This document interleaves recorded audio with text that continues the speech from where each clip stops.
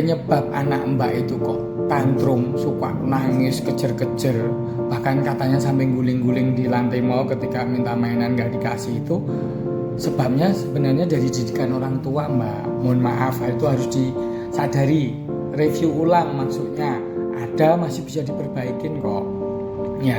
Jadi tumbuh kembang psikologi anak itu dari umur bayi lahir sampai umur 18 bulan itu kira-kira itu pada fase trust and distrust. Jadi percaya pada seseorang karena masih tergantung, belum bisa jalan, belum mulai belajar merangkak berdiri, belum bisa makan. Jadi belajar kepercayaan pada orang tua. Kalau orang tuanya misalnya sering nyuapin, main kemana ditemenin, didongengin, dinyanyikan, tumbuh kepercayaan besar pada orang tua. Ada mamanya pada ayahnya. Tetapi ketika sering ditinggal main HP atau nonton drakor, anaknya main sendiri, bahkan kadang-kadang nangis nggak kedengeran karena mamanya sibuk nonton drakor misalnya.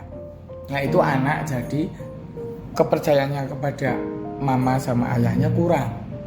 Terus kemudian ketika udah usia 18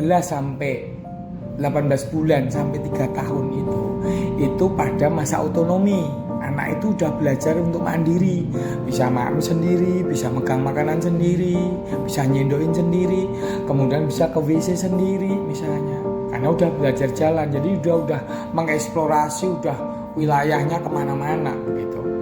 Tapi juga ada rasa malu, misalnya dari kecil udah sering dibentak, itu timbul rasa malu. Apakah pede nggak pedenya ditentukan di masa ini. Kemudian fase ketiga itu pada umur 3 tahun sampai 5 tahun.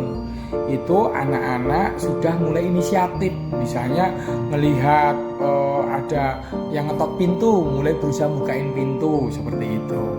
Nah, kadang-kadang ada rasa bersalah. Karena pada saat itu anak takut bahwa inisiatifnya itu salah.